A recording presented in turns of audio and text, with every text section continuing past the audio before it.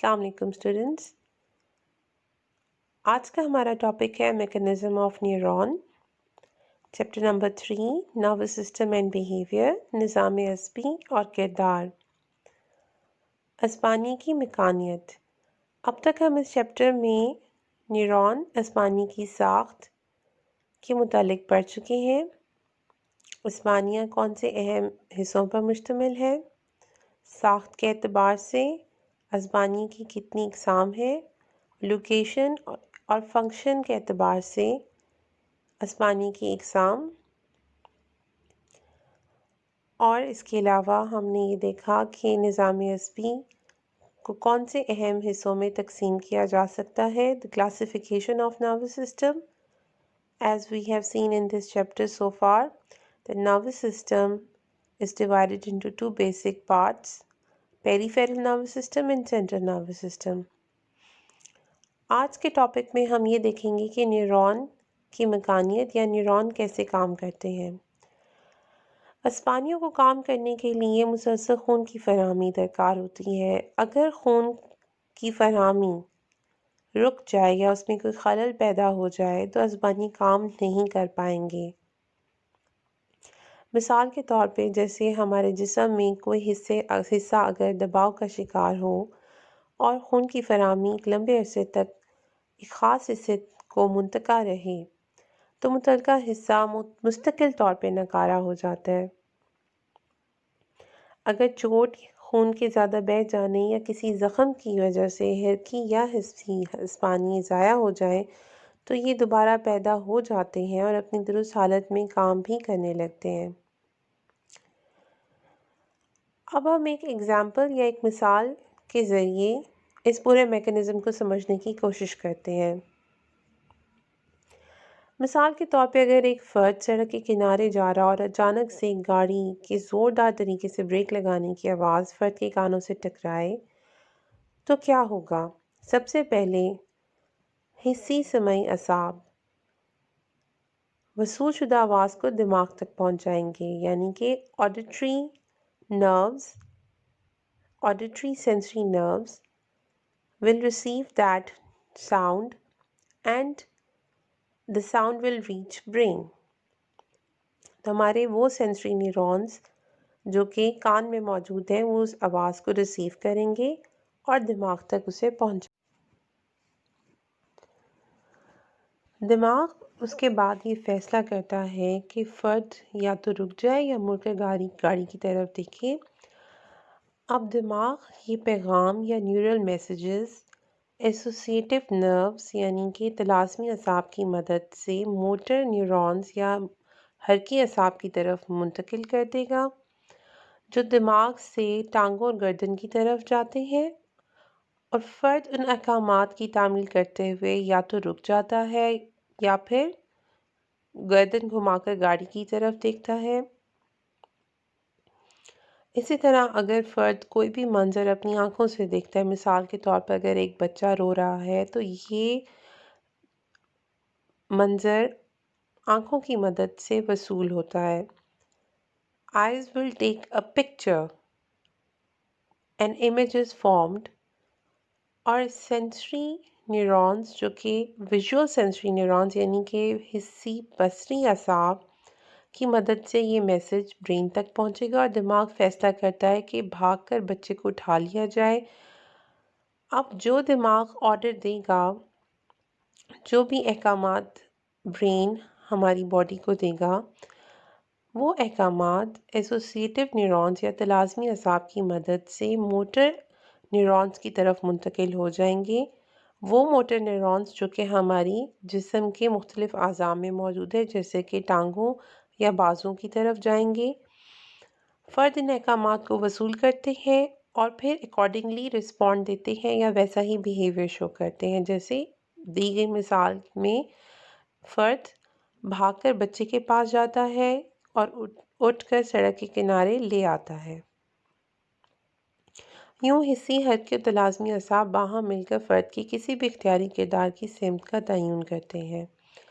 So this is how associative, motor and sensory neurons all work together by receiving the messages from sensory organs, and all the sensory information that is gathered by the sensory organs from the surroundings is received by the sensory neurons.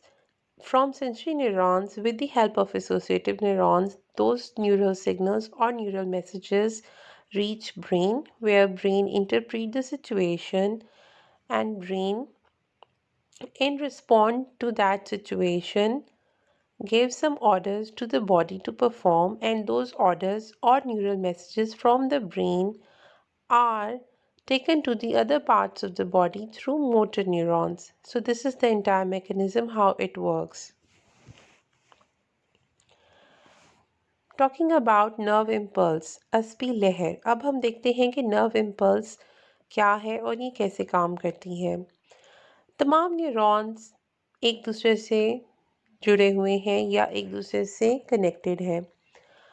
जितने भी neural messages हैं या अस्पी पैगामात हैं वो एक neuron से दूसरे neuron तक पहुंचते हैं।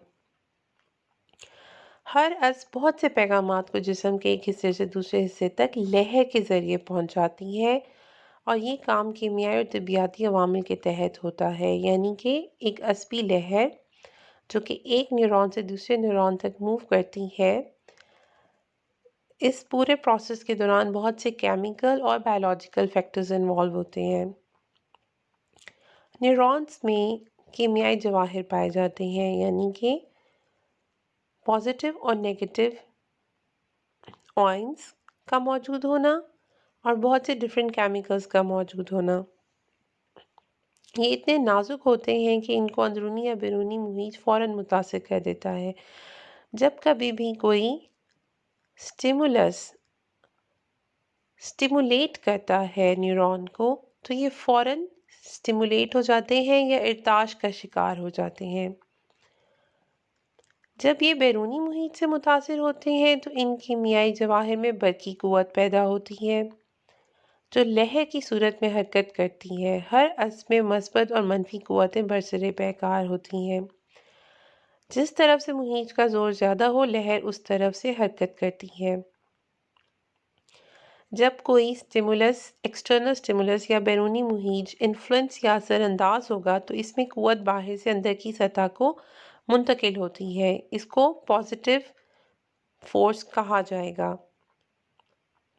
अगर न्यूरॉन या इसके अंदर की सतह की क़ुव्वत कमज़ोर मुहीत की वजह से पीछे धकेले तो ये क़ुव्वत मनफी होती है।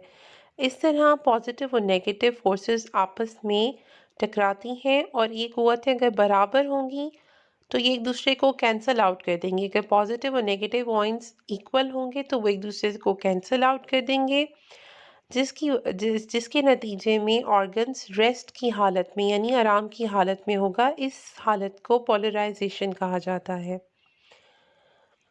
अगर स्टिमुलस इंटेंस होगा, बहुत शदीद होगा, तो अज़्म से मस्बत बरकी क़ुव्वत इर्ताश से फौरी तौर पर झिल्ली की अंदरूनी सतह की मनफी बरकी क़ुव्वत की तरफ मुंतकिल हो जाती है। यानी कि पॉजिटिव आयंस जो कि न्यूरॉन के बाहर मौजूद हैं वो न्यूरॉन के अंदर मुंतकिल होंगे अंदरूनी सतह की झिल्ली के ज़रिए, जिसके नतीजे में इम्कानी रद्द-ए-अमल पैदा होता है जो कि अस्पी लहर कहलाता है। यानी कि ऐसी सूरत में कि जब एक्सटर्नल स्टिमुलस जब मुतासिर करेगा तो जो इर्ताश पैदा होगा उसके नतीजे में नर्व इम्पल्स या एक अस्पी लहर जो कि जिसको बरकी लहर भी कहा जा सकता है वो पैदा होगी। इस तरह मुहीत फिर उसी अंदाज में जो कनेक्टेड रेशे हैं यानी कि डेंड्राइट्स हैं उनको मुतासिर करके बरकी कीमियाई क़ुव्वत पैदा करके इसमें इर्ताश पैदा करता है, और नॉन पोलराइजेशन की हालत पैदा होती है जिससे अगले रेशे में क़ुव्वत मुंतकिल हो जाती है। यहाँ तक कि बरकी कीमियाई इर्ताश एक रेशे से होता हुआ दूसरे रेशे में मुंतकिल होकर तमाम जिस्म में फैल जाता है। नर्व इम्पल्स या अस्पी लहर एक तेज़ बरकी लहर की तरह दौड़ती है ایک اسپانی سے دوسرے اسپانی میں ایک برق رفتاری سے۔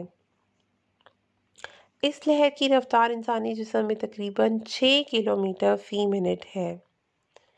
گاڑے اور موٹے ریشوں میں اس کی رفتار اور بھی تیز ہوتی ہے۔ ایسے نیورونز جو کہ موٹائی میں زیادہ ہیں، جن کے ہیکسون یا جن کے ریشے موٹے ہیں اور گاڑے ہیں، وہاں پہ اس کی رفتار اور بھی تیز ہوگی۔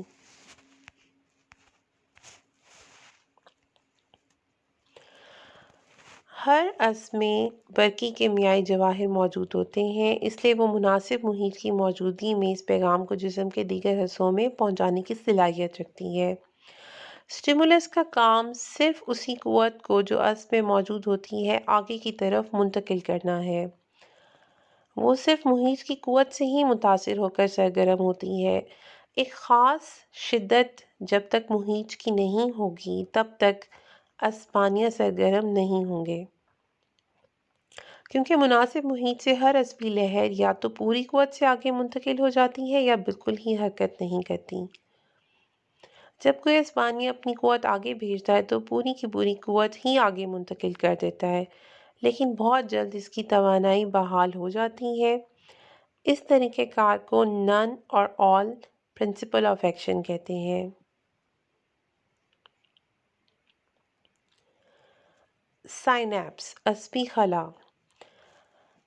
اگر ہم اسپانیے کے اسٹرکچر کو بغور جائزہ لیں تو ہمیں پتہ چلتا ہے کہ اسپانیے ایک دوسرے سے کنیکٹڈ ہیں، لیکن یہ مکمل طور پہ ایک دوسرے سے آپس میں جڑے ہوئے نہیں ہیں، جبکہ ہر اسپانیہ یا دو اسپانیوں کے بیچ میں ایک بہت ہی خفیف سا اسپیس یا خلا پایا جاتا ہے، یعنی کہ ان کے درمیان ایک بہت ہی کم فاصلہ ہوتا ہے، جس کو سائنیپس یا پھر عصبی خلا کہا جاتا ہے۔ یہ خلا 1 سینٹی میٹر کا 5 لاکھواں حصے کے برابر ہوتا ہے۔ اگرچہ ہم اس خلا کو عام خوردبین سے بھی نہیں دیکھ سکتے، تاہم نظام عصبی کی کارکردگی میں اس کی اہمیت بہت زیادہ ہے۔ اسپانیے کے کیمیائی جواہر جب مہیجاتی ارتعاش وصول کرتے ہیں، جب بھی اسپانیے کے کیمیکل آئنز سٹیمولیٹ ہوں گے یا کسی بھی سٹیمولس کی موجودگی میں اگنیٹ ہوں گے تو وہ آپس میں ٹکرا کر گرم ہو جاتے ہیں، جس سے توانائی اور حرارت پیدا ہوتی ہے۔ یہ توانائی حرکت کرتے ہوئی فوری طور پر اسپانیے سے نکل پڑتی ہے اور اگلے اسپانیے میں چلی جاتی ہے، یعنی توانائی پوری طرح منتقل ہو جاتی ہے۔ اعصاب چونکہ گچھوں کی شکل میں پائے جاتے ہیں، یعنی کہ نیورونز کا ایک بہت ہی پھیلا ہوا ایک نیٹ ورک پورے ہی موجود ہے جسم میں، اس لیے ایک دفعہ کے ارتعاش سے ہزاروں اعصاب ایک ہی وقت میں مرتعش ہو کر لہریں پیدا کرتے ہیں۔ شدید محیط کی صورت میں زیادہ اعصاب متاثر ہوں گے۔ اسپانیے کا پیغام اس خلا سے بجلی کے کوندے کی طرح سے گزر جاتا ہے۔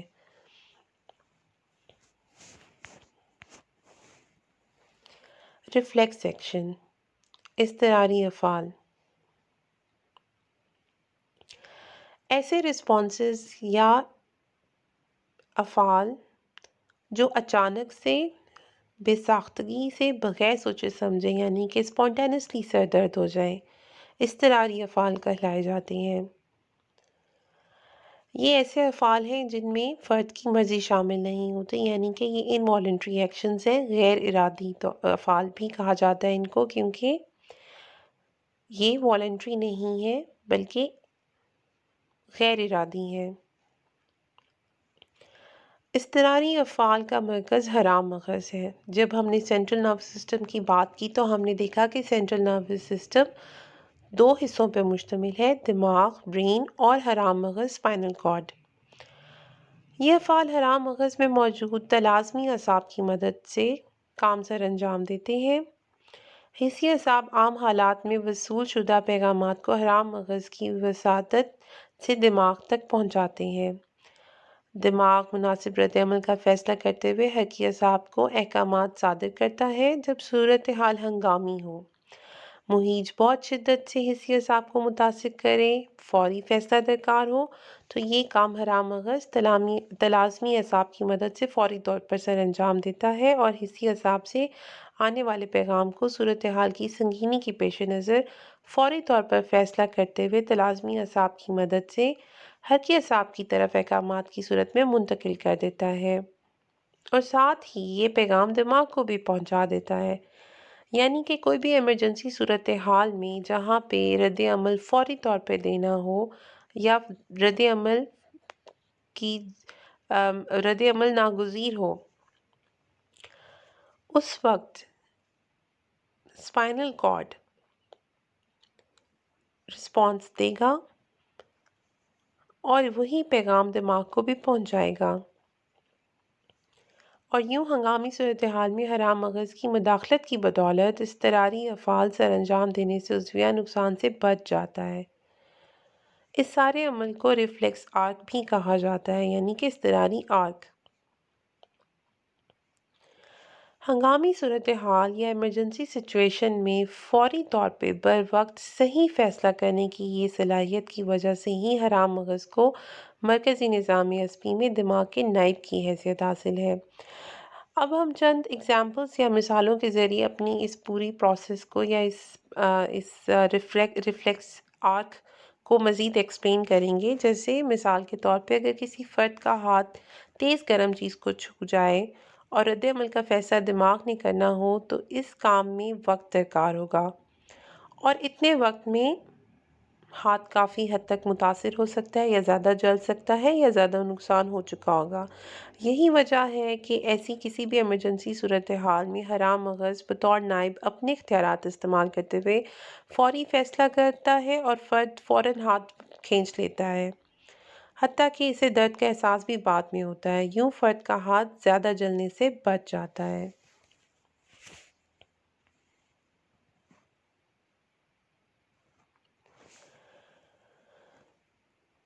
تیز روشنی یا تیز ہوا کی وجہ سے آنکھ جھپکنا، کانٹا چبھنے پر یکدم پاؤں اٹھا لینا، سوئی چبھنے پہ فوراً ہاتھ کھینچ لینا، پاؤں کے تلوے پر گدگدی ہوتے ہی ٹانگ کا سکڑ لینا، یہ سب ریفلیکس آرکس کی ہی مثالیں یا ایگزامپلز ہیں۔ اضطراری افعال اس وقت پیدا ہوتے ہیں جب دماغ ہنگامی صورتحال کے لیے تیار نہ ہو، یعنی ایسی تمام ایمرجنسی سچویشنز میں جہاں پہ بہت ہی کوئک رسپانس یا بہت ہی ایکٹیو رسپانس کی ضرورت ہو اور دماغ اس کے لیے ریڈی نہ ہو یا دماغ کو زیادہ وقت درکار ہو، تو وہاں پر ایسے تمام اضطراری افعال سر انجام پاتے ہیں۔ اگر صورتحال کا پہلے سے علم ہو تو فرد اپنے اضطراری افعال کو کنٹرول بھی کر سکتا ہے۔ یہی وجہ ہے کہ انجیکشن لگواتے وقت ہم بازو نہیں کھینچتے، تصویر بنواتے وقت تیز روشنی کے باوجود آنکھیں نہیں جھپکتے، اور اگر پہلے سے اسی طرح بہت سی اور مثالیں ہیں کہ اگر ہمیں پہلے سے علم ہو تو وہاں پر ہمارا دماغ آلریڈی چونکہ پریپیئر ہوتا ہے اس سچویشن کے لیے، کیونکہ سگنل یا میسج آلریڈی برین تک پہنچ چکے ہوتے ہیں، تو اس وجہ سے وہاں پہ دماغ انوالو ہوتا ہے۔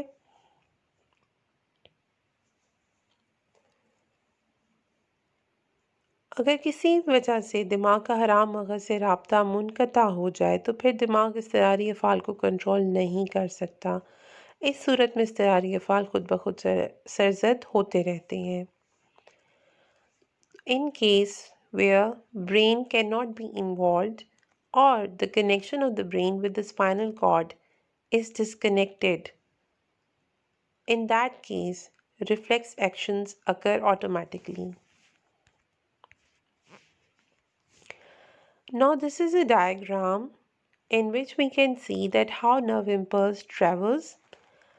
You can see that nerve impulse travels from dendrites through axon towards terminal button. So this is the direction of the nerve impulse. یہ ڈائیگرام ہمیں بہت واضح طور پہ بتاتی ہے کہ نرو امپلس یا عصبی لہر کی سمت کیا ہے۔ عصبی لہر ہمیشہ شجریے سے ہیکسون کی طرف اور پھر ٹرمینل بٹنز کی طرف ایک اسی سمت میں ہی موو کرے گی. جیسے ہم دیکھ سکتے ہیں کہ پازیٹیو اور نیگیٹو آئنس موجود ہیں. یہاں پہ انہوں نے ہمیں ایریاز بتائے ہیں. Area brought to threshold by local current. An area in which depolarization is spreading by local current.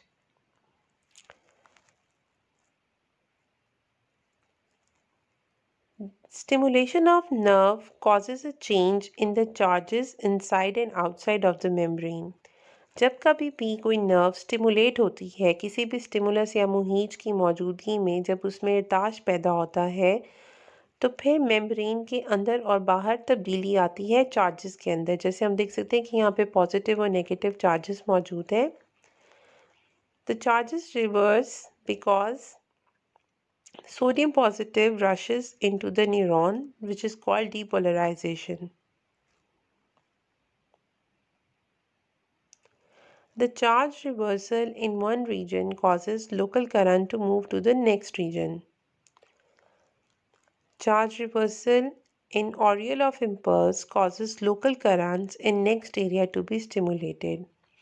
The nerve impulse spreads along the axon through the process of depolarization and repolarization. Now, I'm going to explain synapse in English.